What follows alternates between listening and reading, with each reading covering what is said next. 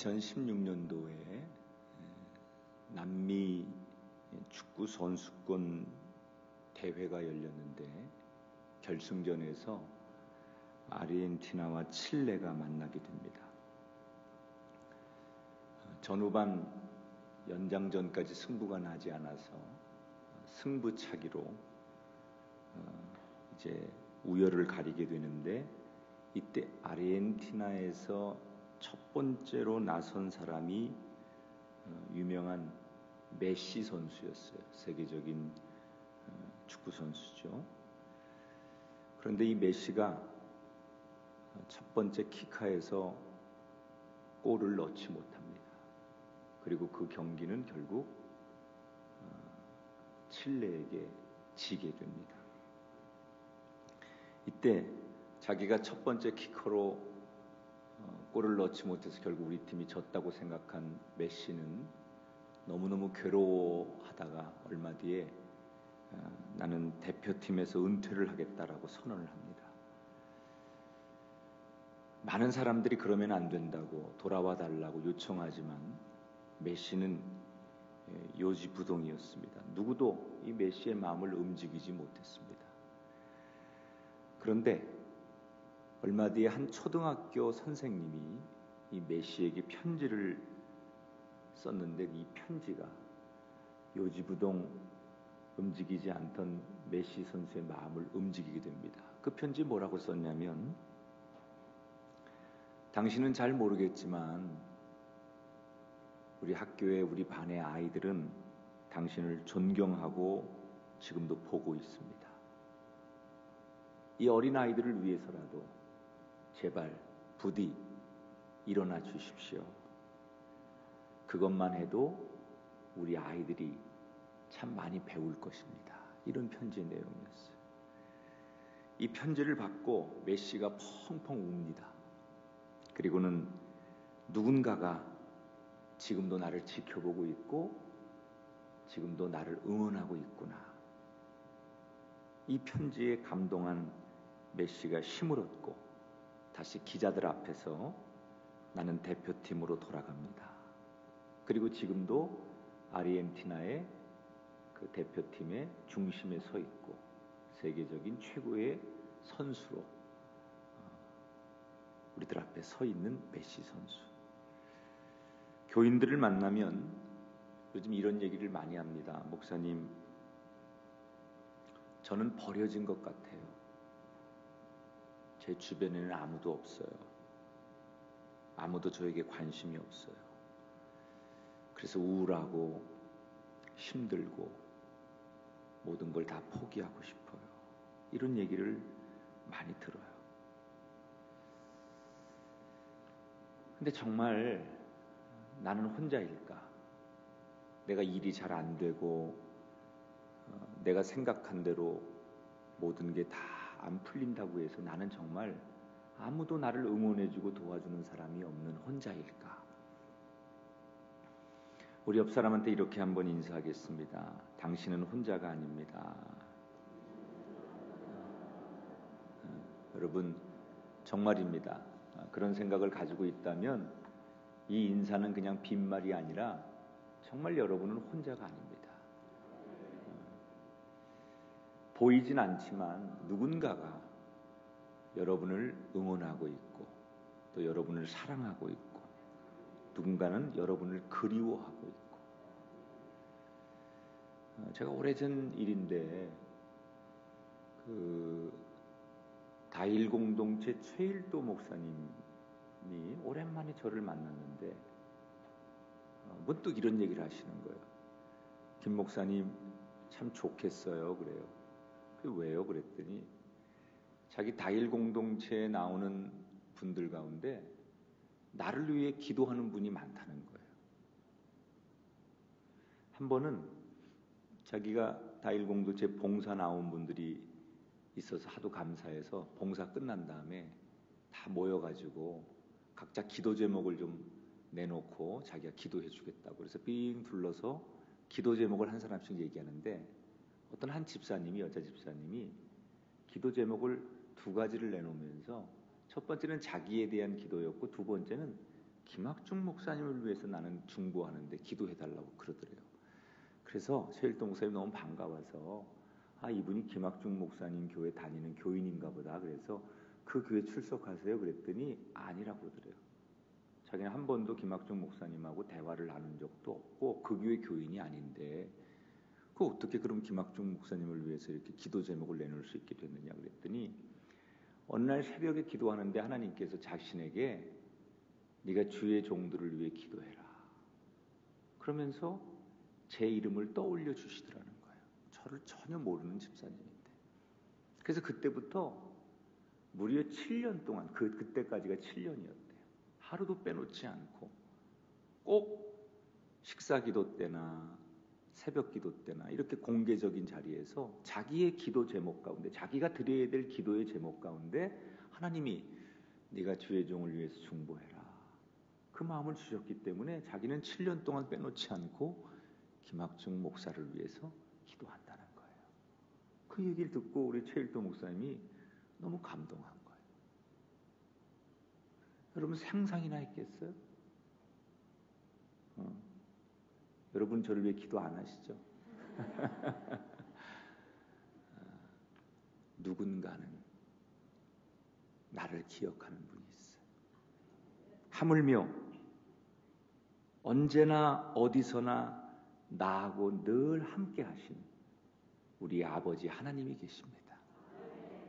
사람도 나를 기억하고 때때로 나를 위해 중보하는 사람이 있는데 하나님은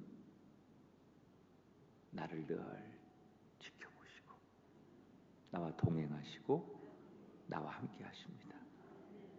두려워하지 마시고 염려하지 마시고 절망하지 마시고 여전히 나를 지켜보시고 나를 사랑하시는 하나님을 여러분 의지하시고 외로워하지 않게 되기를 주 이름으로 축원합니다.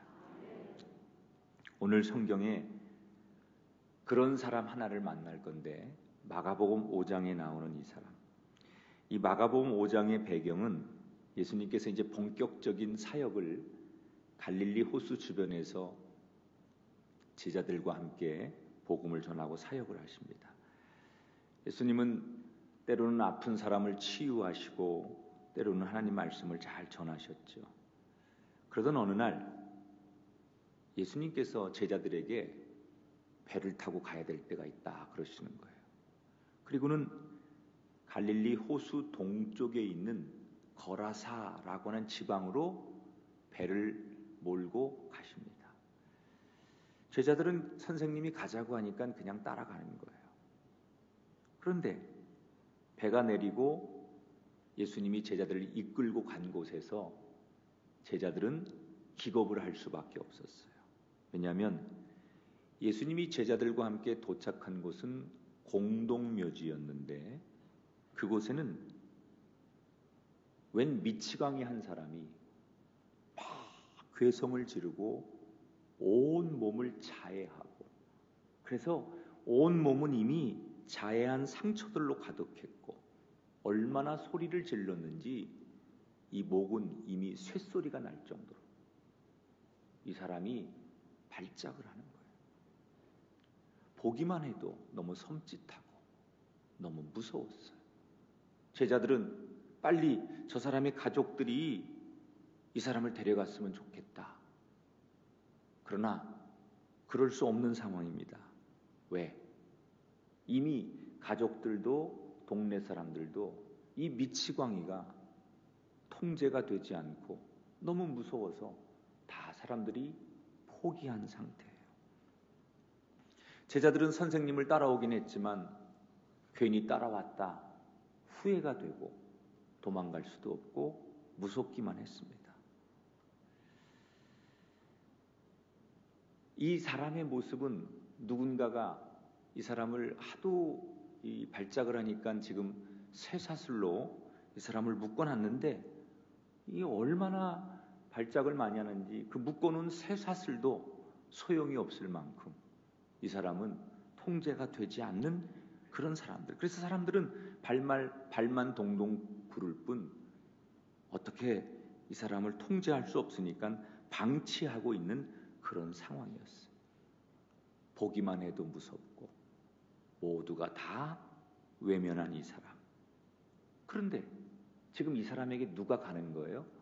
예수님께서 가시는 거예요. 어디를 가다가 우연히 만난 사람이 아니에요. 예수님이 목적을 가지고 나하고 어디를 가야 되겠다. 그리고 제자들에게 배를 태워서 제자들과 함께 목적을 가지고 찾아간 사람이 바로 이 사람이에요. 굳이 예수님 만나지 않아도 될 사람 같은데 왜 예수님은 이 사람을 만나러 가신 걸까? 이유는 하나예요. 가족도 버리고 모든 사람들이 외면하는 이 사람에게 전하고 싶었던 게 있었던 거예요. 한번 따라 합시다. 하나님이 너와 함께 하신다. 이 사람에게 뭘 전하고 싶었느냐? 하나님의 마음을 전하고 싶었던 거예요. 모두 다 너를 외면하고 모두 다 너를 등지고 모두 다 너를 모른다 하지만 하나님은 너를 알고 너를 사랑하고 너와 함께 한단다. 이 하나님의 마음을 전하고 싶어서 세상 모든 사람들은 너를 외면해도 하나님은 너를 외면하지 않는다는 것을 가르쳐주고 싶어서 예수님은 의도적으로 이 사람을 만나러 가셨던 거예요. 사랑하는 여러분, 오늘 이 시간 성령께서 여러분 가슴에 역사하셔서 누구도 외면치 않는 하나님의 마음이 여러분에게 전해지게 되기를 주의 이름으로 축원합니다. 제자들은 이 사람이 무서우니까 본능적으로 뒷걸음을 치려고 하는데 예수님은 오히려 반대로 한 걸음 한 걸음 이 사람에게로 점점 다가갑니다. 그리고 사랑의 눈빛으로 이 미쳐 날뛰는 이 사람을 한참 물끄러미 쳐다봅니다. 그 눈빛은 누가 봐도 국률하고 가엾고 사랑이 가득한 눈빛으로 그 미치광이를 한참을 바라보다 예수님이 그에게 이렇게 외치시죠. 8절을 함께 읽어보겠습니다. 같이 읽습니다. 시작. 더러운 귀신아 그 사람에게서 나오라. 여러분 성경에 보면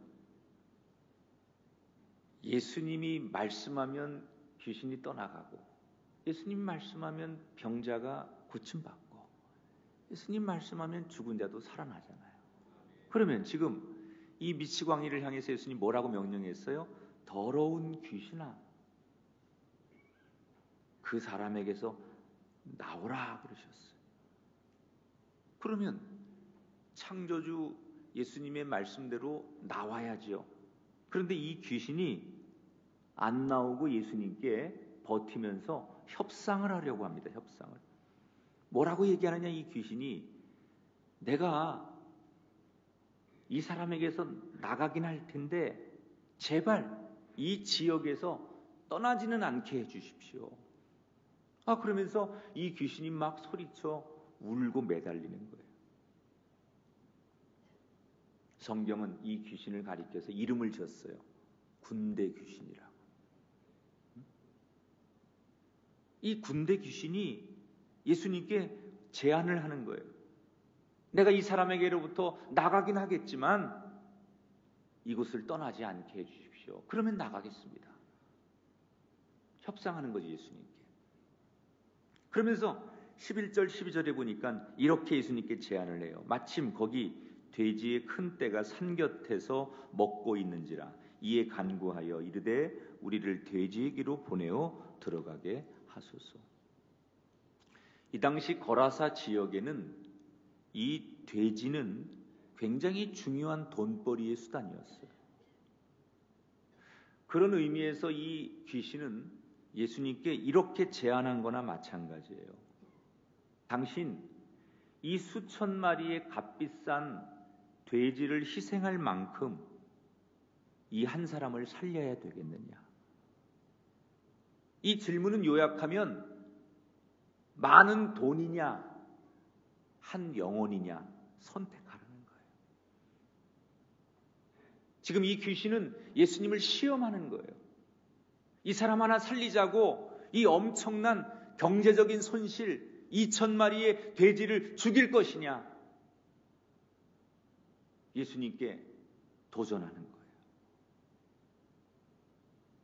우리 같으면 머뭇거리고 고민해야 될 이 상황 앞에 예수님은 주저없이 그래 라고 말씀하십니다.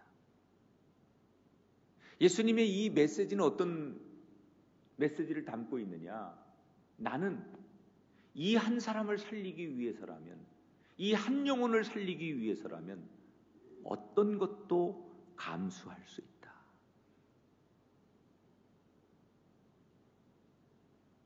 예수님 말씀대로 귀신은 그 사람에게서 나오자마자 돼지 떼에게 들어갑니다. 그리고 이 사람이 정신을 잃고 있는 동안 돼지떼 2,000마리들이 발광을 하더니 산 비탈을 달려 내려옵니다. 그리고 그 밑에 있는 바다에 뛰어들어 2,000마리 돼지가 몰살을 당하는 장면이에요. 자,